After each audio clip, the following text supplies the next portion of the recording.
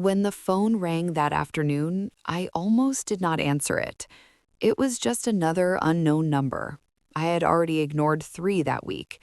At my age, most unexpected calls bring bad news, or silence, or someone trying to sell something I do not need. But something about that ringing felt different. It rang longer than usual, steady, patient. And when I finally picked it up, I heard a voice I had not heard in 20 years. Hello? Mom? The world around me went very quiet. The clock on the wall seemed to stop. The air in the room felt still. Even my own breath felt far away. I had imagined this moment many times, in dreams, in prayers, in quiet nights when sleep would not come. But when it finally happened, I did not cry. I did not shout. I just held the phone tighter. Yes, I said softly, I'm here. For 20 years, we had not spoken, not on birthdays, not on holidays, not even when his father passed away. 20 years of silence can feel like a lifetime. It can turn a child into a stranger. It can turn a mother into a memory.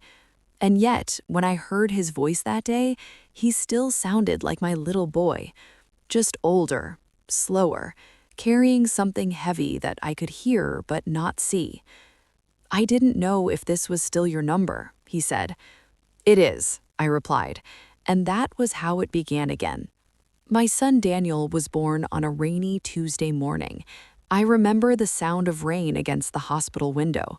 I remember how small his hands were, how tightly he held my finger, as if he already knew the world could be difficult. From the very beginning, he was quiet, not shy, just thoughtful. He liked to sit by the window and watch the street. He would ask questions about everything. Why do birds fly together? Why do people argue? Why do some fathers leave? That last question always made me pause, because his father and I had our own problems. Daniel was 8 when his father moved out. There was no shouting, no broken plates, just tired faces and long silences. Sometimes silence hurts more than anger. We tried to keep it peaceful. We told him it was not his fault. We told him we both loved him. But children feel more than we think. After the divorce, it was just the 2 of us in our small house. I worked long hours at the grocery store. I packed shelves during the day and counted money at night. Daniel would sit at the kitchen table doing homework while I cooked simple meals. We did not have much, but we had routine, and sometimes routine feels like safety. On Sundays, we would walk to the park. He would ride his bicycle ahead of me, then circle back to make sure I was still there. Don't disappear, Mom, he would say. I won't, I promised. Back then, I believed promises were simple things.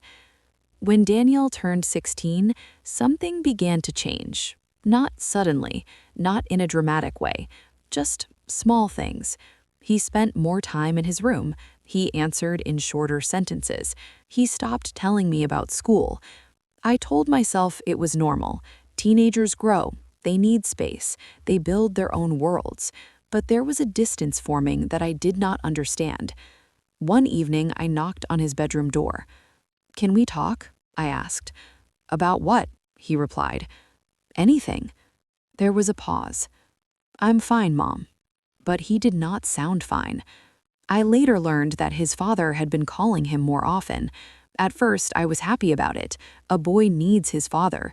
I never wanted to stand in the way of that. But slowly, Daniel began to compare. Dad says we could live in a bigger house. Dad says you work too much. Dad says things were different before. I tried not to defend myself. I tried not to speak badly about his father. I wanted to stay calm. I wanted to be the steady one. But sometimes calm can look like weakness to a young heart. The night everything changed was very quiet. Daniel came into the kitchen with a suitcase. I'm going to stay with Dad for a while, he said. For how long? I asked gently. I don't know. My hands were still wet from washing dishes. I dried them slowly on a towel. I wanted to say 100 things. Are you unhappy here? Did I fail you? What did I miss? Instead, I said, "If that's what you need." He nodded. There were no tears, no shouting, just a door closing. I thought he would come back in a week, then a month, then after the school term ended.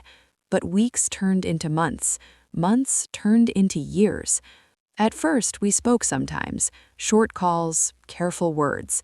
How's school? Fine. Do you need anything? No. Then the calls became fewer. Then they stopped. I wrote letters, he did not reply. I sent birthday cards, no answer. When he turned 21, I drove past his father's house just to see if his car was there. It was, but I didn't knock, because by then I had begun to understand something painful. Sometimes people leave not because they hate you, but because they believe another story more than yours. When his father passed away 5 years later, I thought maybe that would change something. Maybe grief would bring him back. I attended the funeral quietly. I stood at the back of the room. Daniel saw me. Our eyes met. He nodded once. That was all. We did not speak. After that day, there was nothing. No calls, no letters, no news. Friends would ask, "Do you hear from your son?" I would smile and say, "He's busy." It was easier than explaining silence. Over time, I learned how to live around the empty space. I kept his room the same for many years, the posters on the wall, the old school trophies on the shelf, his bicycle in the garage. Eventually, I packed some things away, not because I stopped loving him, but because hope can become heavy when you carry it too long. 20 years passed. My hair turned gray. My hands grew slower.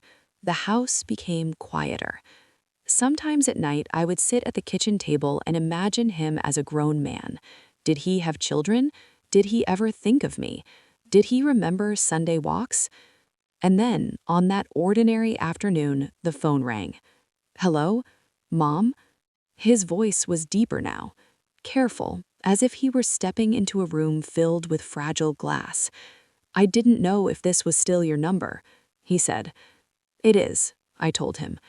There was breathing on the other end, slow, uncertain. "I've been meaning to call for a long time." "I know," I said, even though I didn't. Another pause. "Can I come see you?" The question felt small, but it carried 20 years inside it. "Yes," I answered. And just like that, the silence we had lived in for 2 decades began to move. He said he would come on Sunday. 3 simple words. "I'll come Sunday." After we ended the call, I sat in the same chair for a long time. The house felt different. Not louder, not brighter, just aware, as if the walls themselves had heard his voice and were holding their breath. I looked around the living room. The curtains were slightly faded. The carpet had a small tear near the sofa. There were things I had stopped noticing years ago. Now, suddenly, I saw everything. I stood up slowly and walked to his old room. I had not entered it in months. The door made a soft sound as I pushed it open. Dust floated in the air where sunlight touched it. The bed was still there. The wooden desk, the empty bookshelf where his school books once stood. I ran my fingers along the edge of the desk. "Daniel," I whispered to the quiet room. I did not know what Sunday would bring. Would he hug me? Would he stand near the door like a visitor? Would we speak easily or struggle to find words? That night, I barely slept, not because I was afraid, but because memories kept coming back. Old conversations, small moments, things I had said, things I had not said. When Daniel first moved in with his father, I told myself it was temporary. "He just needs space," I would say to friends. "He'll come back." But space has a way of becoming distance, and distance, if left alone, can turn into silence. In the first year after he left, I tried to stay close. I called every Sunday evening. "Hi, Daniel, just checking in on you." "I'm fine, Mom." "How's school?" "It's okay." "Are you eating well?" "Yes." The calls were polite, short, careful.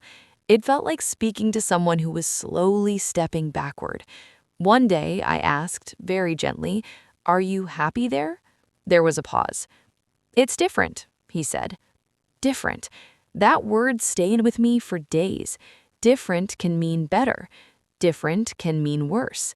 Different can mean I don't want to hurt you with the truth. Over time, I noticed a change in his tone. He sounded older, more certain, less open.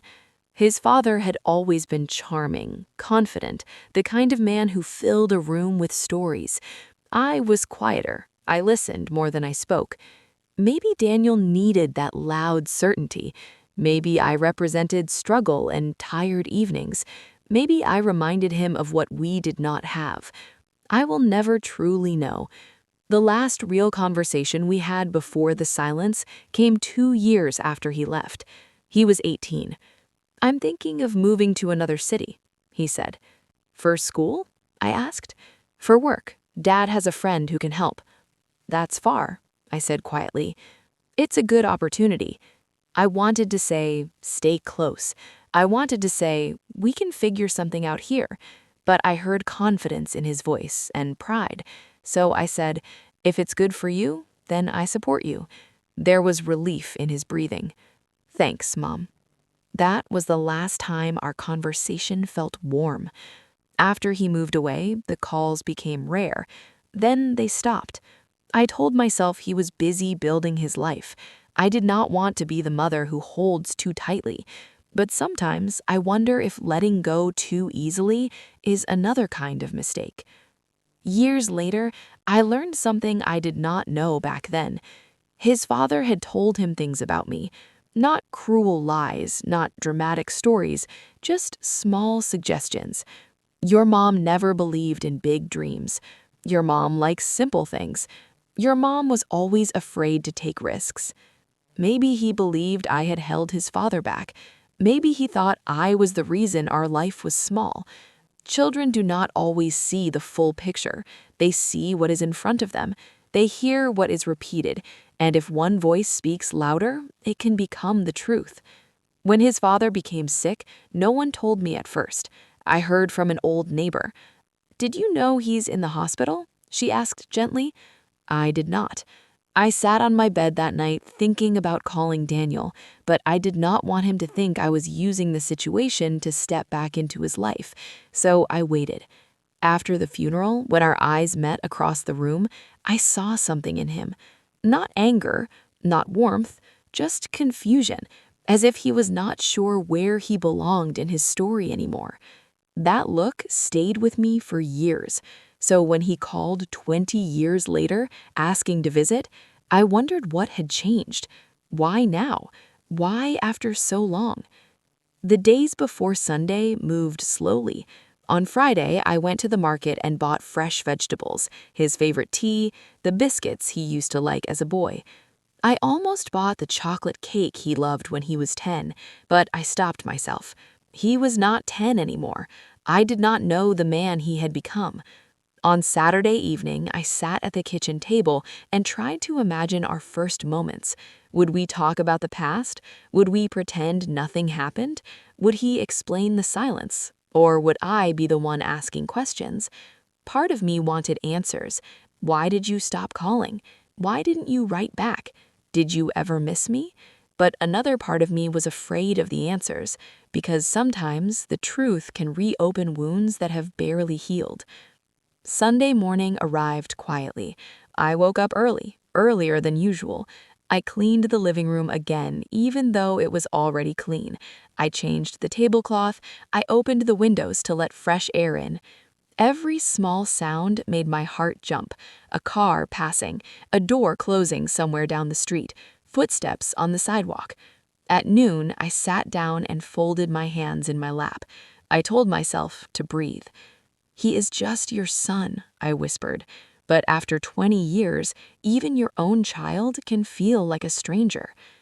At exactly 1 o'clock, I heard a car stop outside. I did not rush to the window. I stood up slowly. There was a knock at the door.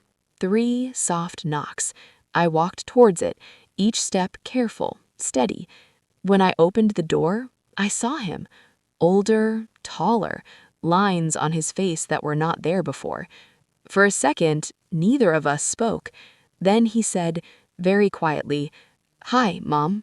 And in that moment, I realized something. The real conflict wasn't the 20 years we had been silent. It was the story we each had carried during those 20 years. The version of the past he believed, the version of the past I protected. And now, standing face to face, we would have to decide whether we were ready to hear each other's truth. When I opened the door and saw him standing there, time felt strange. He looked like my son, and yet he looked like a man I had never met. His hair was shorter than I remembered. There were small lines near his eyes. He carried himself with a quiet seriousness, like someone who had lived through things he never talked about. "Hi, Mom," he said again. "Hi, Daniel," I replied. For a second, we both hesitated. Then he stepped forward and wrapped his arms around me. It was not a tight hug, not the kind you see in movies. It was careful, almost unsure, but it was real. And that was enough. "Come in," I said softly. He walked into the house and looked around. His eyes moved slowly, taking in the walls, the furniture, the small details that had not changed much over the years. "It's smaller than I remembered," he said. I smiled gently. "You were smaller too." He gave a quiet laugh. The sound felt new and familiar at the same time. We sat at the kitchen table.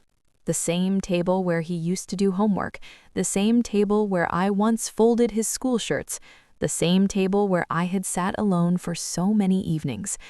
I poured tea for both of us. For a few minutes, we talked about simple things. His job, the city he lived in, the weather. It felt like two polite strangers learning about each other. Then the silence came. Not the heavy silence of anger, but the careful silence of things waiting to be said. He looked down at his hands. "I should have called sooner," he said quietly. I did not answer right away. Instead, I asked, "What made you call now?" He took a deep breath. "Dad kept a box," he said. "After he passed, I found it last month." My heart tightened. "What was in it?" "Letters." He looked up at me. "Your letters." The air felt thinner. "I wrote many," I said. "I know," he replied. "I read them." My hands trembled slightly on the table. "For years, I thought you stopped trying." I blinked slowly. "Stopped trying?" I repeated. He nodded. "Dad told me you were angry, that you said if I wanted to leave, I should stay gone. He said you were tired of fighting." The words did not hurt the way I expected. They did not feel sharp. They felt heavy. "I never said that," I whispered. "I know," he said quickly. "I know now." There was a long pause. He looked at the window as he spoke. "After I moved away, I waited for you to call. At first, you did, but then the calls became less. I was afraid of pushing you. You sounded distant. I thought you needed space." He shook his head slowly. "I thought you were letting me go." The truth sat between us. Two people, both waiting. Two people, both afraid to hold on too tightly. "I wrote letters," I said again, more firmly this time. "I never received them," he replied. We looked at each other, and in that look, I understood. His father had not been cruel, but he had been proud, and maybe in his pride he had decided to protect his own image. Maybe he had wanted to be the stronger parent. Maybe he believed love was a competition. I found the letters tied with string, unopened. My throat tightened. "All of them?" "Yes." He swallowed. I sat on the floor and read every single one. I imagined him there, a grown man sitting on the floor of his father's house, reading words I wrote years ago, words filled with birthday wishes, small updates, quiet love. "I thought you gave up on me," he said softly, "but you never did." "No," I whispered, "I never did." Tears filled his eyes, but he did not let them fall. "For 20 years, I carried anger that wasn't even mine. I believed a story that made you cold, distant, uncaring. I felt no anger towards his father, only sadness, because misunderstandings can grow quietly. They do not need shouting, they only need silence. I should have come sooner, Daniel said again. You were young, I replied. That's not an excuse. No, I said gently, but it is a reason. He looked at me as if searching for something. Were you angry? He asked. Yes, I answered honestly. Sometimes. He nodded, accepting it. But I was more hurt than angry, and more confused than hurt. He leaned back in his chair. I remember the night I left, he said slowly. I thought you didn't fight for me. I closed my eyes briefly. I thought loving you meant letting you choose. I wanted you to stop me, he admitted. And I wanted you to stay because you wanted to stay. We both gave small, sad smiles. Two people who loved each other, two people who had misunderstood each other. All those years, he said, I told myself you were fine without me. I learned to survive, but that's not the same as being fine. He looked down again. I have a daughter, he said quietly. My breath caught. A daughter? She's 8. 8, the same age he was when his father left. What's her name? He asked. Lily. A soft warmth moved through my chest. She asked me last month why she doesn't have a grandma, he continued. I told her you lived far away. I smiled gently. That's not entirely wrong. He looked at me carefully. When I read your letters, I realized something. If I stayed silent any longer, one day Lily might believe a story about me that isn't true. That was the moment I saw it clearly. He had not just come back for himself, he had come back to break the pattern. I don't want her to grow up thinking silence is normal, he said. It doesn't have to be, I replied. There was another long pause, but this silence felt different. It felt lighter, not empty, but healing. I'm sorry, Mom, he said. Not loudly, not dramatically, just simply. I'm sorry too, I answered. For what? He asked. For not knocking on that door when I drove past your father's house, for not showing up uninvited, for believing distance was respect. He shook his head slowly. We both did what we thought was right. Yes, I agreed, but sometimes what feels right is just what feels safest. He stood up slowly and walked towards the living room. His eyes landed on a small wooden box on the shelf. What's that? He asked. I joined him. Your drawings, from when you were little. He opened it carefully. Inside were crayon pictures, stick figures, a house with a bright yellow sun. He picked one up. In the picture, there was a small boy holding hands with a woman. Above them, he had written in uneven letters, "Me and Mom." I used to think we were unbreakable, he said. We were, I replied softly. We just forgot how to speak. He turned towards me.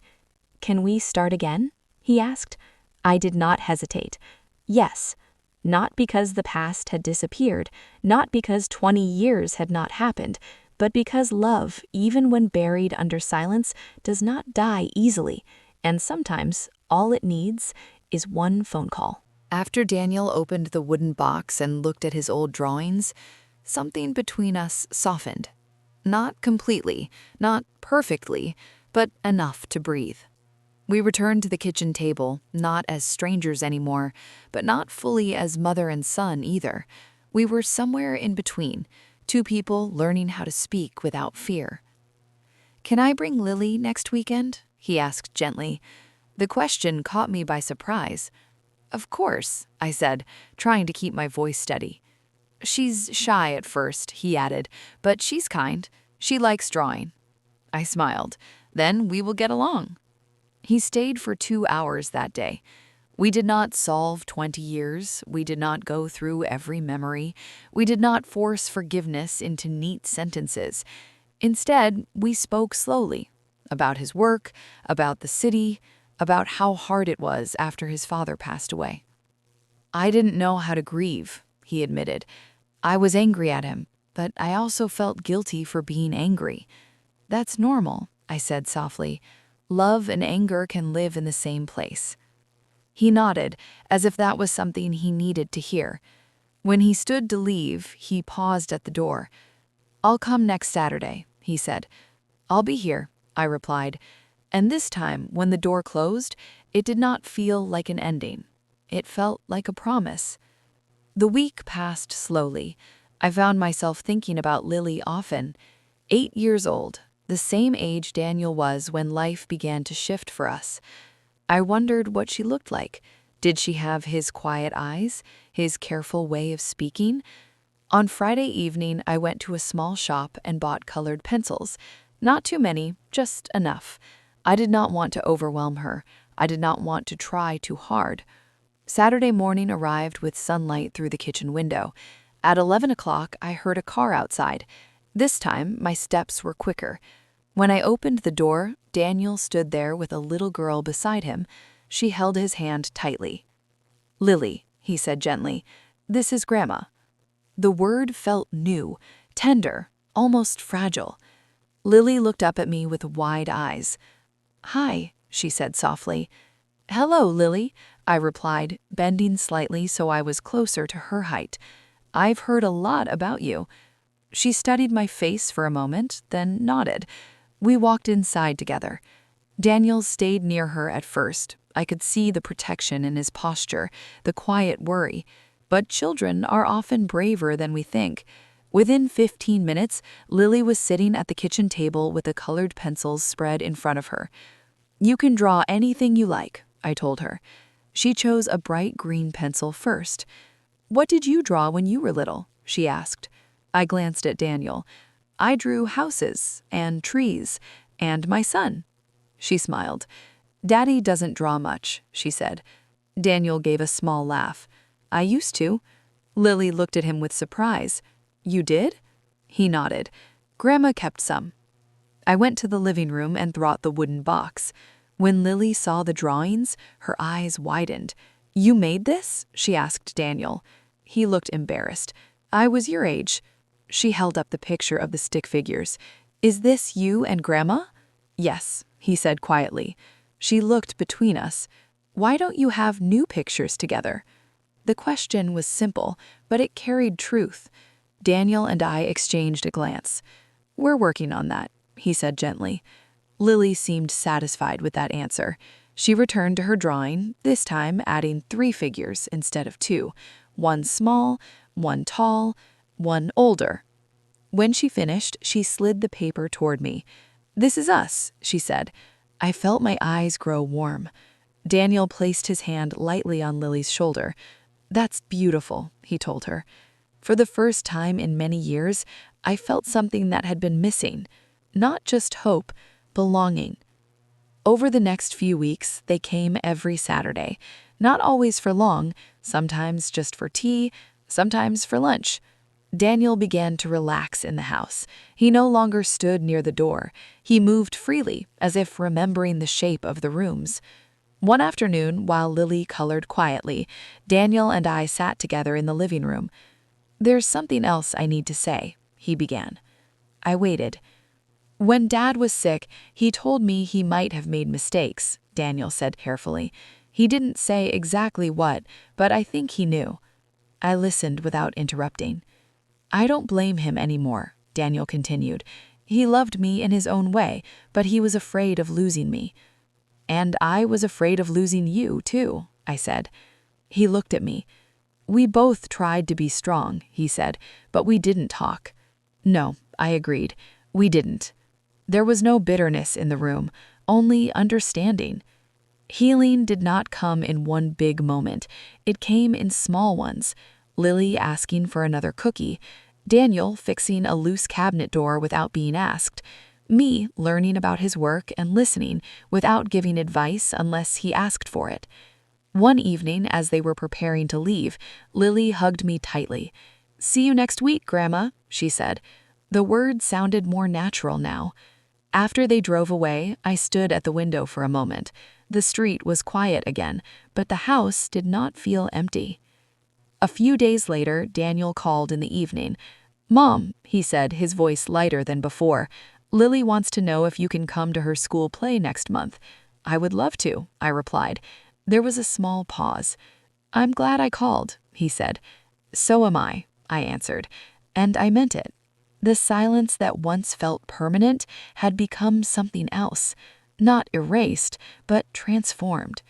We did not pretend the 20 years never happened. Sometimes Daniel would say, I wish I had those years back. And I would respond, we can only live forward. Regret visited us sometimes, but it no longer ruled the room. One Saturday afternoon, as Lily drew at the table, Daniel looked at me thoughtfully. You know, he said, for years I thought strength meant walking away. And now? I asked. Now I think strength means staying, even when it's uncomfortable. I smiled gently. That's something I had to learn too. He reached across the table and placed his hand over mine. It was not dramatic, not emotional in a loud way, just steady, warm, real. In that simple touch, I felt the closing of a wound that had stayed open for 2 decades, not because the past changed, but because we finally spoke about it, and in speaking, we chose each other again. It has been a year since that first phone call. Sometimes I still think about the sound of his voice that afternoon. Careful, uncertain, carrying 20 years of silence inside a single word. Mom. Now that word feels natural again. Daniel visits often. Not every week anymore because life is busy, but often enough that the house no longer feels like it is waiting. Lily runs in without hesitation now. She knows where the cups are. She knows which chair is mine. She knows the small crack in the hallway floor and steps over it every time. The house has learned her footsteps. Daniel and I still talk about the past sometimes, not to reopen wounds, but to understand them. There are evenings when we sit quietly after Lily falls asleep on the couch. The television stays off, the lights are soft, and we speak honestly. I was angry at you, he told me once, not long ago, but I didn't even know why anymore. I just carried it because it had been there so long. I was hurt, I said, but I told myself that love meant staying quiet. He looked at me carefully. Maybe love also means asking questions, he said. He is right. Silence can feel peaceful in the moment. It avoids conflict. It avoids discomfort. But silence can also build walls. And if no one knocks, those walls grow thicker each year. For 20 years, we both waited. He waited for me to fight for him. I waited for him to come back on his own. Neither of us understood that we were both afraid of being rejected, afraid of hearing, you are not needed, afraid of being told, you are too late. But love does not disappear just because words stop. It waits. It waits in old letters tied with string. It waits in a wooden box of children's drawings. It waits in the memory of Sunday walks and small promises. And sometimes all it needs is courage. Not loud courage, not dramatic gestures, just the quiet courage to dial a number. A few months ago, Lily asked me a question while we were baking together. Grandma, she said, stirring the bowl carefully, why didn't Daddy visit you before? I looked at Daniel, who was standing in the doorway. He gave a small nod as if to say, tell her the truth. Sometimes, I said gently, grown-ups forget how to talk when they feel hurt. Lily frowned slightly. That's silly, she said. You just say what you feel. Daniel smiled softly. Yes, he told her, you should. Children see things clearly. They do not understand pride or fear of looking weak. They do not measure love in who called first. They simply ask, do you care? And if the answer is yes, they move closer. I have learned something in this past year. Regret is heavy, but it does not have to control the rest of your life. There were moments when I wished I had knocked on his father's door, moments when I wished I had called again and again until he answered. There were moments when Daniel wished he had questioned what he was told, wished he had read between the lines. But we cannot live inside those wishes. We can only learn from them. Daniel once told me, "I don't want Lily to grow up thinking silence is normal." And that is what truly changed everything. Not the letters, not the box, not even the phone call. It was the decision to do things differently. Now, when something feels uncomfortable, we speak. Not perfectly, not without emotion, but honestly. If Daniel feels overwhelmed, he says it. If I feel lonely, I admit it. If Lily is upset, she explains why. Our family is not flawless, but it is open, and openness leaves less room for misunderstanding. Sometimes at night, after they leave, I sit in my chair and think about the long years we lost. 20 years. It sounds like a lifetime, and in some ways it was. I missed his wedding. I missed his early career struggles. I missed the day Lily was born. Those memories will never belong to me. But I am here now. I am here for school plays, for scraped knees, for quiet conversations over tea, and that matters. If there is one thing I would say to anyone listening to my story, it is this: do not let silence grow roots. If you love someone, tell them. If you are hurt, speak gently but clearly. If you are confused, ask. Waiting for the other person to move first can cost years you cannot get back. Pride feels strong, but connection is stronger. The day Daniel called, neither of us knew what would happen. We only knew that the silence had lasted long enough. And sometimes that's all it takes. One brave moment, one honest conversation, one decision to open the door. Now, when the phone rings, I do not hesitate, because I know that on the other end there may be a voice that once felt lost. And I have learned something simple but powerful. Love does not end when we stop speaking, but it grows again when we start. And this time, we choose not to be silent.